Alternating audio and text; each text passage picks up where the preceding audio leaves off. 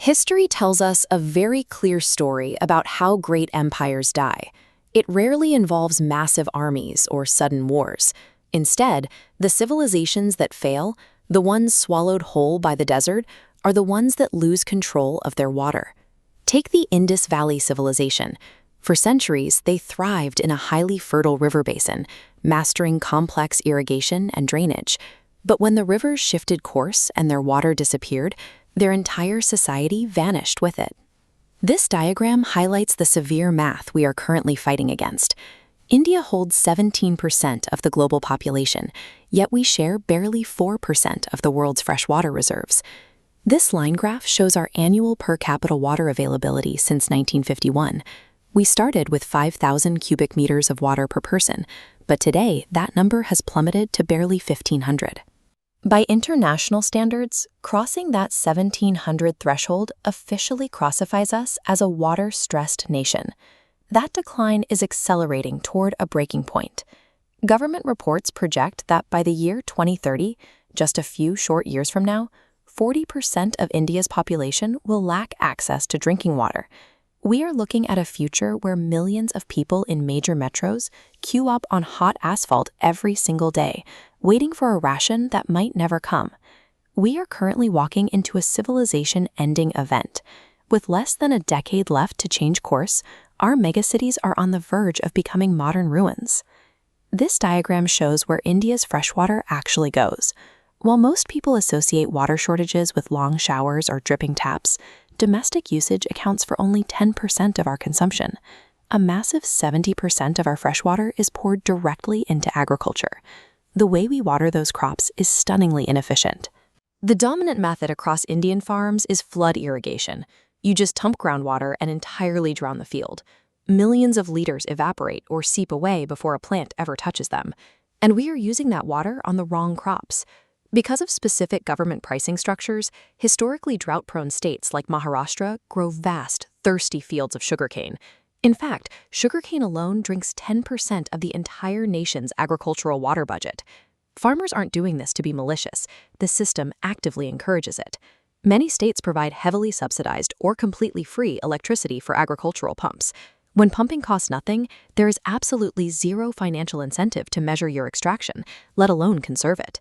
Then you look at our urban centers, where the infrastructure itself is bleeding out. Municipalities track something called non-revenue water. This is water that leaves a treatment plant but never makes it to a home because it's lost to illegal siphoning or deeply rusted, broken pipes. In some urban areas, up to 40% of our municipal supply leaks straight back into the dirt. Our water crisis is a calculated bankruptcy, a catastrophe built on systemic agricultural waste and collapsing city infrastructure. But volume is only half the equation. The water we do manage to keep in our rivers and aquifers is facing a massive quality crisis. Right now, roughly 70% of India's available fresh water is considered contaminated. The primary polluter is sitting right under our cities. 80% of India's domestic sewage bypasses treatment plants entirely and is dumped straight back into natural water bodies. You can literally see the consequences. The Yamuna River, one of the most sacred waterways in the country, regularly vanishes underneath thick, toxic layers of white industrial and sewage foam. In Bengaluru, the chemical runoff poured into Bellandur Lake is so volatile that the water itself has repeatedly caught fire, sending clouds of noxious foam floating into the streets and over residential fences. And the invisible threats are worse. Heavy metals like arsenic and fluoride naturally leach into our overpumped aquifers, while nitrates wash into the rivers. This combination drives severe skeletal deformities, cancers, and infant mortality across hundreds of districts. So we arrive at a brutal paradox. We are draining our underground aquifers at a record pace and simultaneously poisoning the few drops we leave behind. We know exactly what happens when the water runs out because we've seen a major city hit the wall. In 2017, Cape Town, South Africa, watched its reservoirs turn to dust. They officially announced Day Zero, a firm date when the municipal taps would run completely dry. For the residents, it meant the sudden end of modern convenience. Millions of people were forced to line up for heavily rationed, military-guarded water drops, just to secure enough to drink and cook. But Cape Town survived. the government aggressively capped usage, and citizens radically altered their daily habits, recycling gray water and cutting showers to seconds. Together, they pushed day zero back indefinitely. India has to adopt this mindset immediately. If we fail, the economic damage will be catastrophic.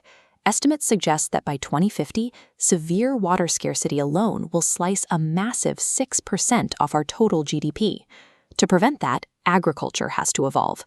The government must mandate and subsidize the shift to drip irrigation. Instead of drowning a field, these targeted pipes deliver water straight to the roots. It cuts water usage by 50% while actually increasing crop yields. In our cities, we need a compounding luxury water tax. The UN recommends a minimum daily allowance for survival. Provide that to every citizen for free. But every liter consumed above that baseline should be taxed heavily. If you want to waste water, you have to pay the true cost of it. Individually, the fixes are simple but mandatory. Every new building must harvest rainwater. Every home should install dual-flush toilets and attach cheap aerators to taps to reduce the overall flow rate. The 2030 deadline represents our final window of opportunity to avoid collapse. Whether our megacities survive or join the dust of the Indus Valley depends entirely on our willingness to act today.